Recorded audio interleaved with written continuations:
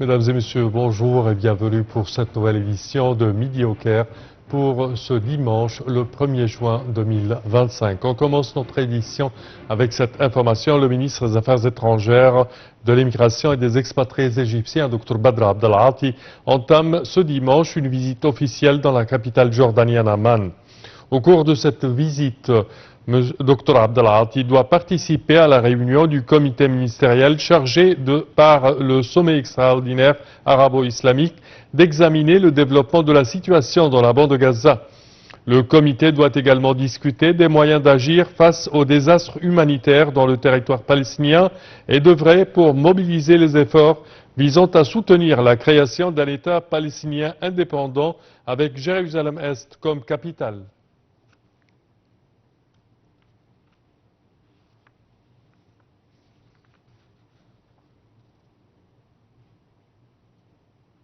Et pour aborder ce sujet, mesdames et messieurs, nous avons le plaisir d'accueillir au bout du fil son Excellence ambassadeur Hussein Haridi, ancien ministre adjoint aux Affaires étrangères. Bonjour, Votre Excellence. Bonjour, monsieur. Alors, premièrement, quand on parle de cette crise dans la bande de Gaza, comment voyez-vous la situation actuellement? Permettez-moi de décrire ce qui se passe à Gaza, pas dans le contexte qu'on parle d'une crise, mais on parle d'un génocide. C'est une guerre de génocide pour en finir avec le peuple palestinien, pas seulement dans la bande de Gaza, mais aussi en Cisjordanie. D'accord? Oui. D'un autre côté, c'est une guerre pour affamer les Palestiniens. On n'a jamais vu, durant les 2 derniers siècles, un tel crime qui est en train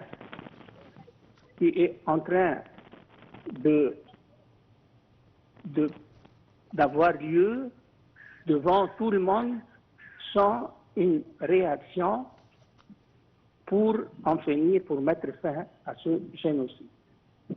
Voilà comment je vois la situation actuelle dans la bande de Gaza. Et concernant les efforts de l'Égypte, certainement, dans ce conflit, l'Égypte essaie de plaider pour les droits des Palestiniens et essaie également d'acheminer le plus d'aide humanitaire possible. Certainement, ces efforts ont porté fruit dans un certain temps. Et aujourd'hui, l'Égypte avec le Qatar et en coopération avec l'administration de M. Trump, fait de son mieux pour parvenir à cesser le feu et l'acheminement de l'aide et de l'assistance alimentaire, médicale, l'essence dans la bande de Gaza, mais parallèlement, les Américains et les Israéliens veulent certainement dominer l'acheminement de cette aide-là, et même à l'insu des organisations des Nations Unies ou d'autres organisations internationales. Mais jusqu'à maintenant, il y a des propositions de la part des Américains et le Hamas, jusqu'à maintenant, a proposé quelques modifications et ni les Israéliens ni les Américains ont accepté ces modifications. Espérons pour le mieux, Votre Excellence, ambassadeur Hussein Haridi. Je tiens à vous remercier énormément de vos explications. Merci à vous. Je répète que vous êtes ancien ministre adjoint aux Affaires étrangères. Et nous enchaînons, chers téléspectateurs, avec cette information. Les ministres des Affaires étrangères de l'Égypte, de la Tunisie, de l'Algérie se sont réunis hier au Caire dans le cadre du mécanisme tripartite des pays voisins pour discuter de la situation préoccupante en Libye et relancer les efforts en faveur d'un règlement politique durable. Pour plus de détails, voici un commentaire.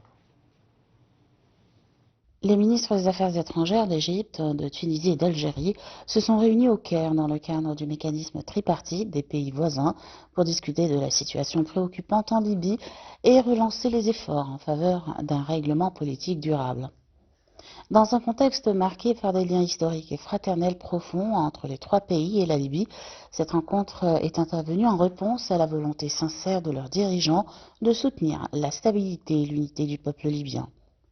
Les chefs de la diplomatie ont exprimé leur vive inquiétude face à la dégradation de la situation sécuritaire à Tripoli et ont appelé toutes les parties libyennes à faire preuve de la plus grande retenue et à cesser immédiatement toute forme d'escalade afin de garantir la sécurité de la population. Les ministres ont réaffirmé leur attachement à la priorité et la primauté de l'intérêt national libyen, à la protection des ressources du pays et à la nécessité de parvenir à un consensus inclusif entre toutes les composantes politiques libyennes. Ils ont souligné l'importance d'un processus politique dirigé par les Libyens eux-mêmes sous l'égide des Nations Unies et avec l'appui des pays voisins, en vue de mettre fin aux divisions, de réunifier les institutions et d'organiser des élections présidentielles et législatives simultanées. Face au risque de voir le conflit s'enliser davantage et favoriser la violence, le terrorisme et l'instabilité régionale, les ministres ont insisté sur l'urgence de parvenir à une solution globale à la crise libyenne.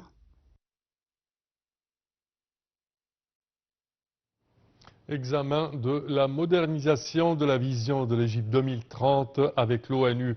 La ministre du Plan, du Développement économique et de la coopération internationale, Dr Rami Al-Mashat, et la coordinatrice résidente des Nations Unies en Égypte, Elena Panova, ont discuté des efforts déployés pour mettre à jour la vision de l'Égypte 2030 afin de l'aligner sur les changements économiques locaux et mondiaux, ce qui constitue un pilier du processus de développement de l'Égypte. Les deux responsables se sont entretenus des dossiers de coopération conjointe dans le cadre de la vision de l'Égypte 2030 et du partenariat entre l'Égypte et les Nations Unies. Au cours de la réunion, Dr Mashat a souligné la profondeur des relations stratégiques entre l'Égypte et les Nations Unies et leurs agences spécialisées qui contribuent à faire progresser les efforts de développement et à répondre aux besoins de développement en Égypte à travers la coopération étroite avec les entités et les agences des Nations Unies, notant que cette année marque 80 ans de relations communes entre l'Égypte et l'ONU. Et l'Égypte et la Serbie examinent l'application de la connexion électronique entre les deux pays. Le ministre du Travail, Mohamed Gubran, s'est entretenu avec son homologue serbe, Ivica Kajic, de l'application de la connexion électronique entre les deux pays afin de faciliter la mobilité et de la main-d'œuvre, d'en garantir la durabilité, de préserver les droits des travailleurs et d'assurer le respect de leurs obligations. Il a également affirmé que l'État égyptien est prêt à répondre aux besoins du marché du travail serbe en matière de main-d'œuvre qualifiée.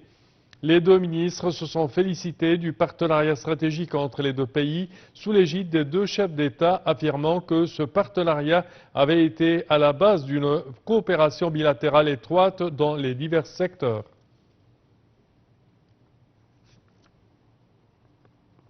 Et le ministre du Pétrole et des Ressources minérales, Karim Badawi, a tenu une réunion au siège de Gasco avec la participation des chefs d'entreprise du secteur pétrolier, de leurs adjoints et assistants, ainsi que d'un certain nombre de jeunes cadres de chaque entreprise dans le cadre de la communication et du dialogue continu avec les dirigeants exécutifs du secteur. Pour plus de détails, voici un commentaire.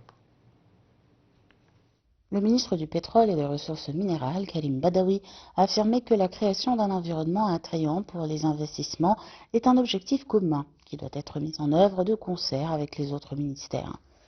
Badawi a expliqué que le lancement par le ministère des paquets d'incitation pour encourager les investissements nécessaires à l'augmentation de la production locale a contribué à restaurer la confiance des partenaires d'investissement tout en maintenant les incitations intégrées pour la production incrémentale et additionnelle de tarification et les accords en plus de nouvelles opportunités d'investissement offertes dans des zones à proximité des sites de travail des partenaires actuels, ce qui contribue à réduire le coût de production d'un baril et à augmenter la viabilité économique des projets. Le ministre du Pétrole a tenu une réunion au siège de Gasco avec la participation des chefs d'entreprise du secteur du pétrole, de leurs adjoints et assistants, ainsi que d'un certain nombre de jeunes cadres de chaque entreprise, dans le cadre de la communication et du dialogue continu avec les dirigeants exécutifs du secteur. Le ministère du Pétrole a indiqué dans un communiqué que Badawi a tenu à prendre acte des nombreuses idées concernant les moyens d'aimenter les investissements, des systèmes d'incitation dans les domaines de la recherche et de l'exploration, notamment dans les zones vierges, le développement des accords, l'investissement dans l'élément humain et les programmes de formation, la promotion de l'utilisation de l'intelligence artificielle dans les sites de production, l'utilisation de l'énergie solaire dans les champs et le soutien au travail des sociétés nationales de production de pétrole. Et ceci conclut, chers téléspectateurs, notre édition d'aujourd'hui de Midi au Caire. Je vous remercie de votre attention et je vous donne demain rendez-vous pour une nouvelle édition. Au revoir.